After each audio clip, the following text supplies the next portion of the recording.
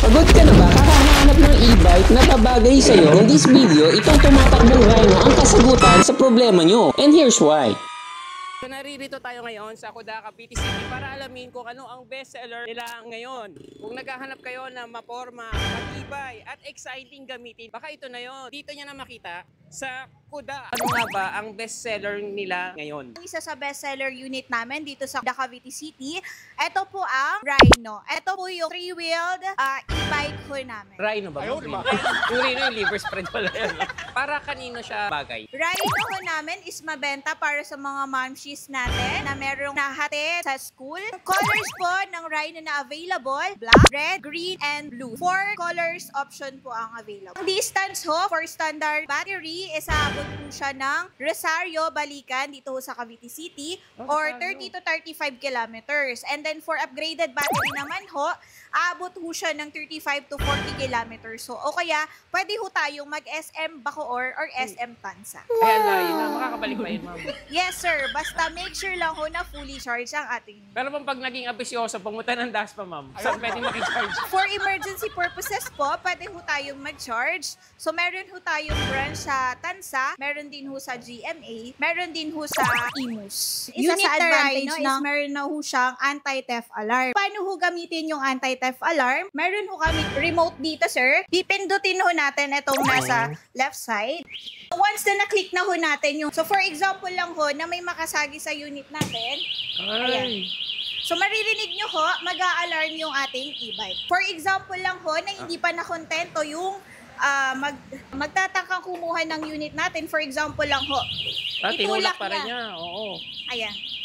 So, 1 meter away ho, maglalak ho ng kusa yung gulong. Paano maglalak siya kapag 1 meter away. Yun ho yung isa sa advantage ng unit ho na. So, isa ho sa pinagmamalaki namin sa unit na ito, bukod sa napaka-convenient niya, of course, napaka-spacious po dahil meron ho tayong basket sa likod at hindi lamang po iyan. Ito yung basket. Yes po. So, ito yung basket namin. Heavy duty po yan. Kahit 2 sako ng bigas, kaya ho dyan. Di pa po dyan nagtatapos. Meron ho tayong compartment dito sa may passenger seat. May lock siya. Yes, sir. Wow. Ito yung compartment niya sa may passenger seat. Perfect for groceries or pag namalengke ho tayo. Kagandahan no sa ating Rhino, meron na ho siyang automatic na wiper switch ho. At syempre kapag umuulan, napakahalaga na dapat merong wiper ang gamit nating e-bike. Paano kapag gusto kong sa gabi ako mag-drive? Gano'n naman kaganda yung ilaw niya? So, ang headlight ho ng ating Rhino is designed as an eagle eye ho. So, ito ho yung headlight and then meron ho tayong high and low. Lahat ng gulong niya is tubeless. For example lang na mabutas, naglalagay ho kami ng tire sealant. Ang maganda pala sa tubeless, unlike sa ordinaryong mga gulong, hindi na matagal aabutin para magawa. Tar sealant lang ang katapat. Yes, sir.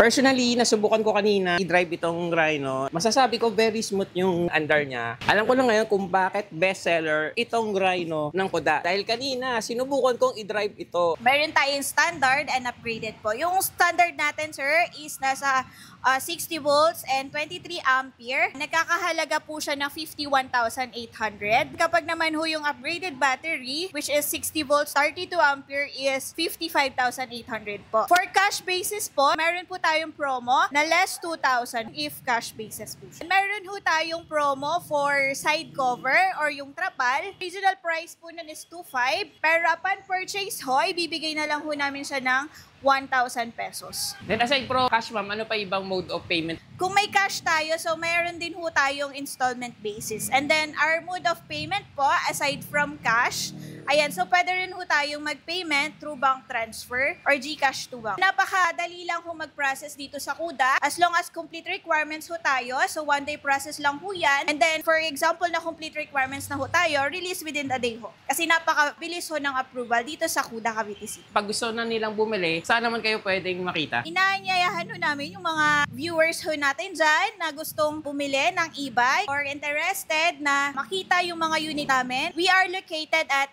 9707 Padre Borgo Street, Barangay 41, Caridad, Cavite City. Ang landmark ho nito is tapat ho siya ng Jollibee. Kung sakali magka-problema sa future unit, wag naman sana. Saan yung service center? Ang service center namin is dito rin sa Cavite City. Free lifetime service ho Oh, kami. lifetime, ha? Yes po. So once na nag-avail kayo nun, lifetime free service po nating ma-avail yun dito sa Kuda, Cavite City. So sa mga, ayan, kapwa kabitenyo, pag nasira, ay hindi naman, pag nagkaroon ng problema, dito na mismo dadalhin. Yes, sir. Wala namang mas malayo, talagang dito na talaga. Yes Dami po. na- At bukod ho dyan, sa free lifetime service, even home service po, is kinikater Home namin for service. free. Wow. Yes po. Kapag ano naman, ma'am, outside of Cavite naman sila, saang iba't ibang branch pa meron kayo? Bukod do dito sa Cavite City, meron pa po tayong iba't ibang branches. Laguna, Caloocan, Pampanga, Batangas, ayan. So, ang pinakamalapit ho na pwede nyong puntahan, bukod ho dito sa Cavite City, ay meron na ho tayong Tansa branches, 2 ho yan. And then meron ho tayong Imus, Gentry, Naik, Zapote.